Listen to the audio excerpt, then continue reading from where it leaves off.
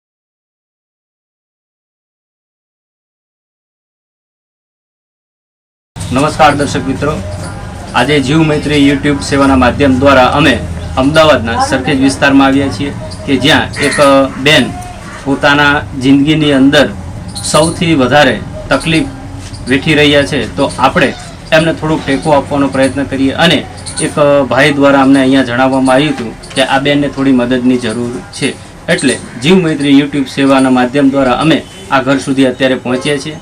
જય શ્રી કૃષ્ણ બેન. જય શ્રી કૃષ્ણ. બેન, તમારે બાળકો કેટલા? એક છોકરો અને એક છોકરી. એક છોકરો અને એક છોકરી. એટલે દીકરો સ્કૂલે જાય ખરો? હા. હા, અને દીકરી પણ જાય છે? હા.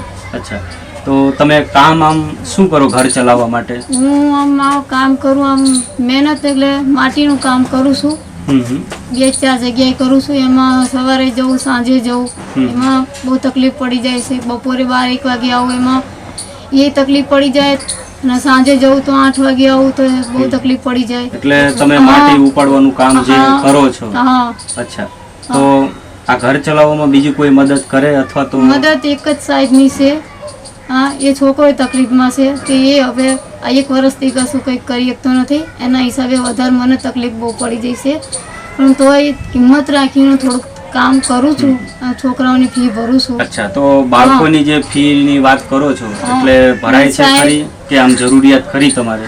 ગમે એમ કરીને ફી ભરજો, એમ કે ફી ભરવી પડશે, ફી વગર છોકરાઓ નહીં ચાલે કે છે.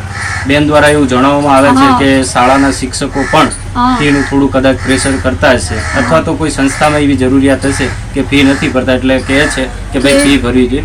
તો આ યુટ્યુબના માધ્યમ દ્વારા જે પણ કોઈ જોતા હોય વિડીયો તો ખાસ બેનની જરૂરથી મદદ કરજો. બેન, જરા અહીંનું સરનામું આપશો? હા, ફતેવાડી આઝાદનગર, બાપા સીતારામ મઢી. ફતેવાડી આઝાદનગર, બાપા સીતારામની મઢી સામે. સરસ. તો જો શક્ય હોય તો આ પરિવારની થોડી ઘણી મદદ કરશો, ફૂલ નહીં તો ફૂલની પાંખડી, જેથી આ પરિવારને થોડો ટેકો રહી જાય. હવે બેન, એવું છે કે તમારા પતિને આમ શું તકલીફ હતી?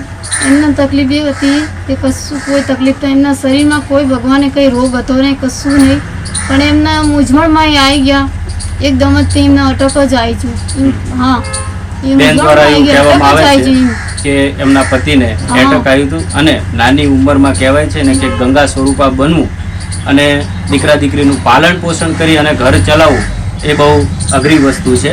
છતાં પણ બેન એક માં છે, અને માં છે એ જ બધી પીડા જાણતી હોય છે કે બાળકોને કેવી રીતે મોટા કરવા. એનાથી બીજી વધારે તકલીફ કોઈ સહન ન કરે.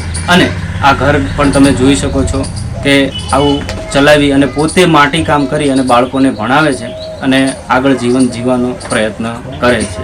તો બેન, આજે તમને 1 મહિનાની જે રાશનની કીટ આપેલ છે તે રાજકોટ શહેરની અંદર PSI તરીકે ફરજ બજાવતા ત્રાજિયા પ્રજ્ઞેશ કુમાર છે કે જેઓએ નામ આપવાની તો પણ ના પાડી હતી, પણ છતાં પણ એમની સેવા જોઈને અમે નામ તો લીધું જ છે. તો એમને કઈ 2 શબ્દો તમે કહેશો?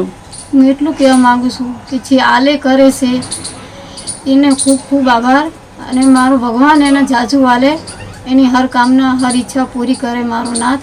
બેન દ્વારા પ્રજ્ઞેશભાઈનો પણ આભાર વ્યક્ત કરવામાં આવે છે. અને જીવ મૈત્રી યુટ્યુબ સેવાનો જેમને સંપર્ક અમારો કર્યો છે એ પણ અમે આભારી છીએ કે આવા નવા કામ અને લોકચાહના અમને મળતી રહે.